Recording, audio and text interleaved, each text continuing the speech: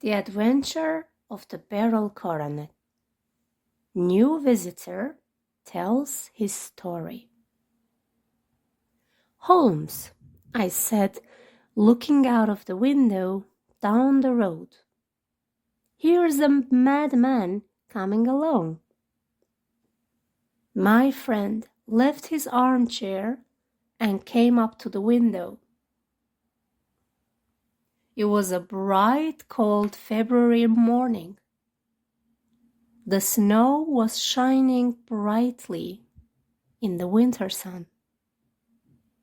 The strange man was coming along the road. He was about 50 years old and was wearing expensive clothes. He was running in a great hurry, and his hands were moving up and down. He was shaking his head and making mad faces. What on earth is the matter with him? I asked. He is looking up at the number of the houses. I believe he's coming here, my dear Watson, said Holmes. Here? Yes, I think he's coming to consult me professionally. Huh, didn't I tell you? As he spoke, the man ran up to our door and rang the bell, making a great noise. A few minutes later, he was in the room. He looked so worried, and his face was so white that we were filled with pity. He was out of breath, and for some time he could not speak. Sherlock Holmes made him sit down on the chair near the fire. Sir, you've come to tell me your story, haven't you? He said. You were in a hurry and have tried yourself. Have a rest, and then I'll be most happy to look into your problem. The man sat for a minute, looking down. Then he turned his face to us. You think I'm mad, don't you? He said. As far as I can see, you have some great trouble, answered Holmes. God knows I have. The trouble is so sudden and terrible, and it is not I alone. The most noble in the country will have great problems if I cannot find an answer to this terrible problem. You are my last hope, Mr. Holmes. Tell me who you are and what your problem is, sir.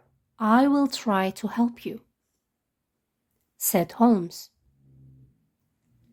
My name, answered the visitor, is Alexander Holder. I am the head of the Bank of Holder and Stevenson in London. The name was well known, and we waited for an unusual story. I feel that there's no time to lose, and that is why I was in a hurry on the way here. The police inspector advised me to come to you. Now, when I feel better, I'm gonna tell you my story as short and clear as I can. Yesterday morning, I was sitting in my office. A bank officer came to say that a visitor wanted to see me. I was surprised to hear the visitor's name. It was a very famous one, known all over the world. One of the highest and most noble names in England. When he came in, I understood that he was in a hurry and rather worried. "Mr. Holder," he said, "I know that you often lend money to people. It is most important to have £50,000 at once. Can you leave with me something of value to keep until you bring the money back?" I said. One, yes. Perhaps you have heard of the Beryl Coronet. One of the most expensive things in the country? Certainly I have." The visitor opened his case. Inside, there lay the most beautiful piece of jewelry. "There are 39 large barrels," he said. "Its price is, I think it's twice more.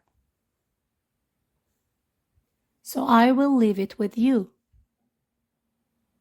I took the coronet in my hands and looked at the man.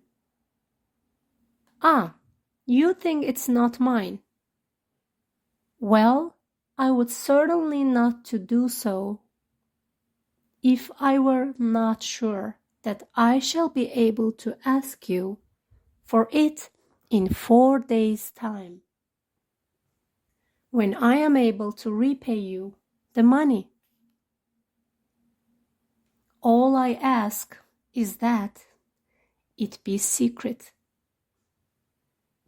and that you take care of the crown. There will be great trouble if anything wrong happens to it." I called for his bank officer and ordered him to pay out £50,000 to the visitor.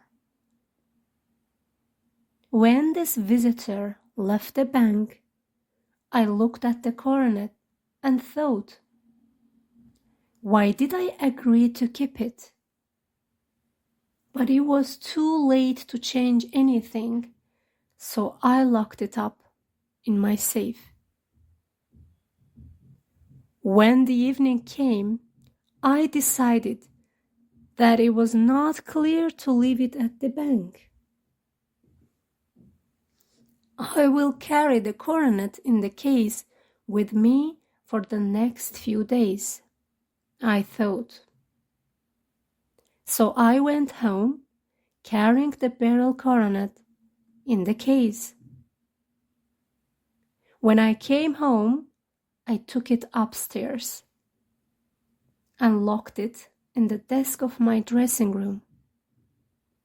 You know, Mr. Holmes, I am not a married man, but in my house I have my son Arthur and a young girl, Mary, my niece. There are 2 servants who don't sleep in the house, and 3 women servants who I believe absolutely. My son is the only troublemaker. People tell me I have spoiled him. When my wife died, he was all I had to love. Arthur doesn't want to work in the bank. He has an easy life with his rich friends. He enjoys parties and horses and playing cards. His friends are rich, and so he spends more money than I give him. Sir George Burnwell is one of his friends, and he often comes to our house. He is much older than Arthur, one who has been everywhere and seen everything. He is a brilliant talker and a man of great personal beauty, but I don't trust him. Mary is the daughter of my brother, who died 5 years ago. She is sweet, loving, and beautiful, and quiet and gentle as a woman should be. I don't know what I would do without her. Twice Arthur asked her to marry him, but twice she said no to him. Now, Mr. Holmes, you know the people who live under my roof, and I shall go on with my story. When we were having coffee that night after dinner, I told Arthur and Mary about the Beryl Coronet. What a day I've had! I have to look after it until next week. It is too expensive to leave at the bank, so I must keep it with me for a few days. Where have you put it? Asked Arthur. In my dressing room upstairs.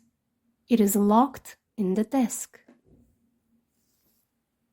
Well, I hope thieves won't get inside our house at night, said Arthur. Oh, any old key will open it. When I was young, I often opened it myself.